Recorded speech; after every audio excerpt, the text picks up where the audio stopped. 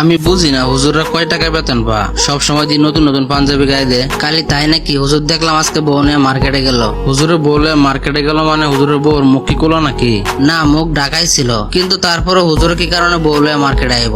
আর একটা কথা বলি তোরে, এই দেশে কাপড়ের দাম কিন্তু হুজুরাই বাড়াইছে। কি লম্বা লম্বা পাঞ্জাবি ভরে দেওয়াস না? আবার দেখলাম হুজুরে অ্যান্ড্রয়েড ফোনও চালা। কি রে, তুই এগুলা কি বলতেছ? হুজুরে আবার অ্যান্ড্রয়েড ফোন চালাইবো কারে? হুজুর চালাবো একটা বাটন মোবাইল। মাঝে মধ্যে কেউ ফোন দিলে কথা বলবে এলাকাতেই। দেখাস না মানুষের বাড়িতে দাওয়াত খাইতে খাইতে হুজুরের পেট কত মোটা বানাইছে। মানুষের বাড়িতে খায় খাইতে পেটটা বানাইছে। দেখাস না আমরা শরীর হুগায় কি হয়েছে। আমি হইলাম মসজিদের সভাপতি আর হুজুরে আমার সালাম দিল না। ব্যাপারটা চিন্তা করার বিষয়। এত বড় অপমান আমি কোনোভাবে মানতে পারতেছি না। সভাপতি সাহেব, আপনি মসজিদের ইমাম সাহেবের কিছু একটা ব্যবস্থা করেন। ইদানিং কিন্তু হুজুর একটু বেশি বাইরে গেছে।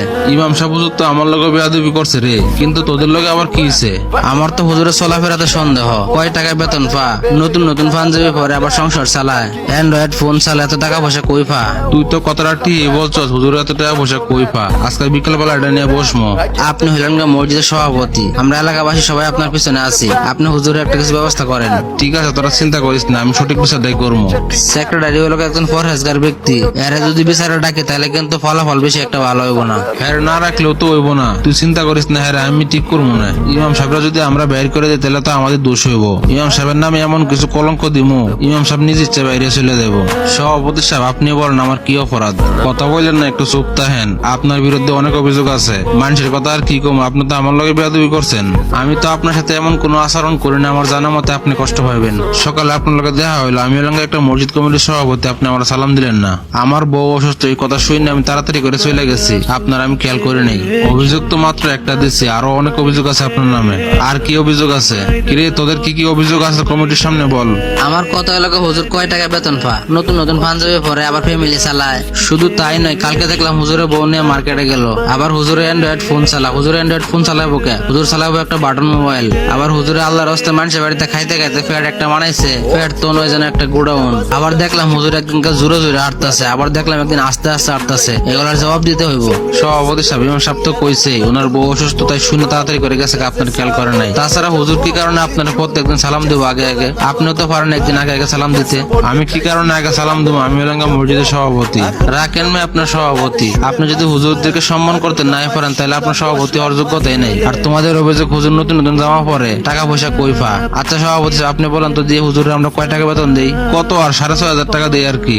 আচ্ছা, তোমরা কি কেউ শুনছো হুজুরের কাছ থেকে টাকা পয়সা পাবা? হুজুর কেউ টাকা পয়সা মেরে দিছে? না, এখন পর্যন্ত এমন কোনো কিছু শুনি নাই। তাহলে এখন তোমরা ভাবো, আমরা এই কয় টাকা বেতন দিই হুজুরে, হুজুর নতুন পাঞ্জাবি গাই দে, ফ্যামিলি চালা, এটা দেখে আমাদের মতন কিছু লোকের সহ্য হয় না। আর তোমরা বলতেছো হুজুরে কি কারণে অ্যান্ড্রয়েড ফোন চালা? ও, তোমরা জন্য অ্যান্ড্রয়েড ফোন চালানো যায় আর হুজুরের জন্য না যায় না? তোমাদের মন মানসিকতা একটু চেঞ্জ করো। হুজুরে বলে মার্কেটে যাবো না, কই যাবো, হুজুরের ব্যক্তিগত ব্যাপার। এটা নিয়ে তোমাদের এত মাথা ব্যথা কেন? আর তোমরা বলতেছো হুজুরে মানুষের বাড়িতে খায় খায় পেট মোড়া করছে। কে? আমরা সভাপতি সাহেবের তো পেট মোড়া। তোমরা তো সভাপতির পেট নিয়ে কোনো সময় কোনো কথা বললো না। হুজুরে আস্তে হাঁটলেও দোষ, জোরে হাঁটলেও দোষ। হুজুরে অ্যান্ড্রয়েড ফোন চালাইলেও দোষ, হুজুর নতুন জামা পরলেও দোষ, বৌরনের রাস্তাতে হাঁটলেও দোষ। একটা মানুষের এত পরিমাণ দোষ ধরলে কি সে সমাজে বসবাস করতে পারবে? সেক্রেটারি সাহেব, নামাজের মধ্যে হুজুরের চোরাটাও জানি কেমন কেমন লাগে, আমার কাছে ভালো লাগে না। আচ্ছা তোমরা বলো তো, শেষ কবে তোমরা নামাজ পড়ছিলা? নামাজ নিয়ে তোর মিথ্যা কথা বলা যাবো না। আমি গত 3 শুক্রবার আগে নামাজ পড়ছিলাম, তারপর আর পড়ি নাই। নিজেরাই ঠিক মতন শুক্রবারের নামাজটা পড়ো না, আবার তোমরা এসে হুজুরের ভুল ধরতে। তোমরা যে কোন ধরনের মুসল্লি এটা মানুষে বুঝে। অন্যজনের পিছনে লাগিয়ে না থাকে নিজেরা নিয়ে একটু ভাবো, তাহলে নিজের জীবনে কিছু উপকৃত হবা। এই পর্যন্ত হুজুরের নামে যে কড়া অভিযোগ করছো তোমরা সবাই মিললে, তার মধ্যে একটা তো হুজুরের কোনো দোষ নাই। তোমরা সবাই আগে নিজেদের মন মানসিকতা পরিবর্তন করো এবং নিজেদেরকে পরিবর্তন করো। আপনি আসলে ঠিক কথাই কইছেন। আমরা নিজেদেরকে নিয়ে একটুও ভাবি না, সবসময় পড়াতেই অন্যদেরকে নিয়ে।